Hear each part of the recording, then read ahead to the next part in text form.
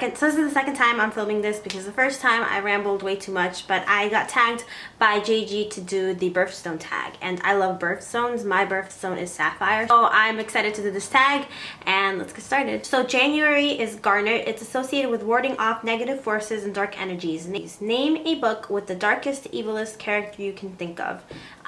In the second installment of the Lunar Chronicles, Scarlet's grandmother is tortured by these creatures that were these people who are genetically modified. I think they're like werewolves, something like that, and they torture her grandmother, and I think she like loses a finger or loses a hand or something. So I would say they're definitely pretty evil characters. The month of February is amethyst, so purple is associated with royalty. Name a book with regal qualities. You can base this off of characters or choose a king of all books.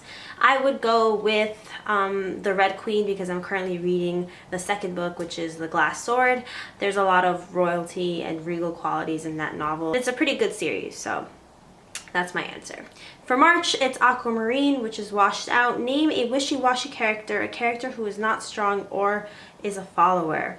I have difficulties with this question. I try not to plan these out, but if I don't plan them out, then I just sit here being like, I'm not sure what I'm gonna say. But I would say there's this book called Forget Me or Forget You, and it's by Jennifer something. I'll have it right here. But the character, the protagonist, is, I think, really wishy-washy. I feel like there's so many things she could have done to avoid it the whole entire plot of this novel, because she loses her memory and she's too scared to say that because of the negative connotations that will be attached to her not remembering something that happened.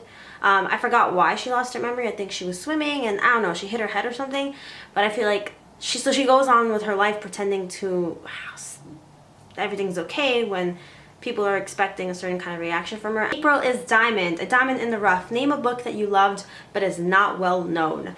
The Probability of Miracles. That's the book that I was obsessed with when I first started this channel, the summer of 2014. It's amazing, and it's like $3 on Book Outlet, by the way.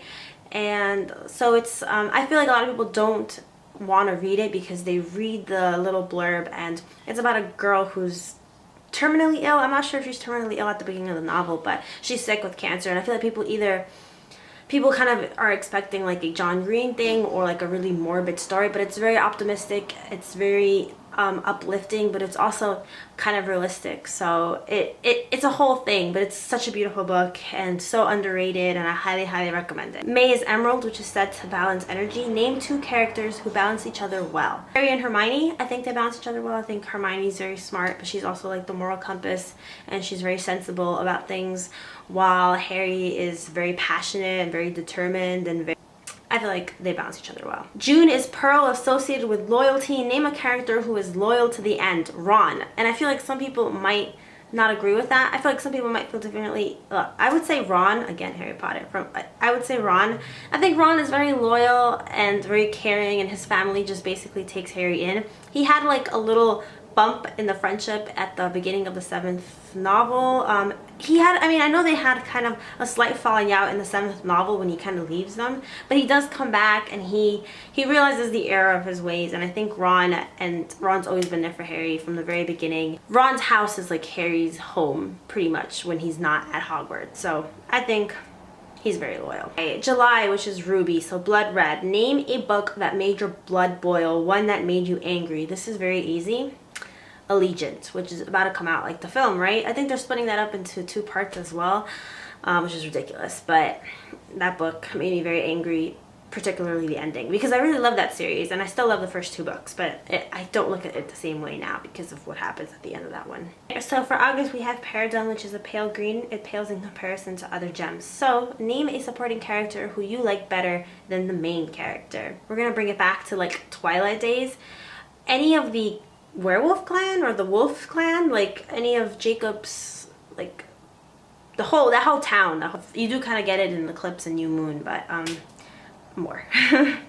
Now we reach September, which is sapphire. Blue like the ocean, which is calming. Name a book that has a calming effect on you. I think Harry Potter. I've mentioned it like 2 times already, but Harry Potter is calming like the whole series because it's an adventure story, but it's calming in the sense of it's a series I grew up with, and it's nice to kind of dip back into that because it's such a rich, giant world that it just feels like you're coming home to something that you're very familiar with. So, it's Harry Potter series.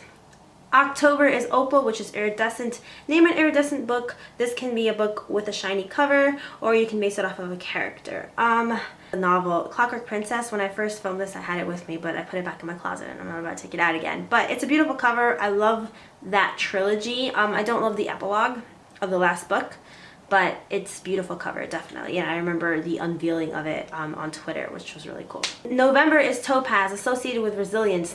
Name a book with a character who has risen to the top in a time of adversity. So I'm gonna go with Divergent. I'm gonna go with Triss. Triss definitely faces many obstacles and she really goes for it. And that's one thing that I loved about the trilogy, was that there were consequences to actions, which is ironic that I liked that and yet I didn't like the ending of the series. I'm aware. I'm a little hypocritical there. But like she fights for what she believes in, knowing that she can lose her life or the people around her can also suffer the same fate. So Triss is very resilient. We have December, associated with friendship. Name a book with a friendship you want to be a part of. The Sisterhood of the Traveling Pants. I would love to have a friendship like those girls, where no matter the distance, they're still super close. They still put effort into keeping in contact with each other and supporting each other through whatever's happening, even if they don't agree with each other's choices. Like, they're there. They're there when the bad choice is being made. They're there when the consequences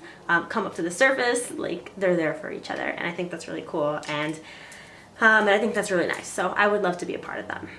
Just squeeze myself right in there. But anyway, I will link down the original video down below, as well as my previous videos. I hope you guys are doing well, and I will see you guys very soon with another video. Bye.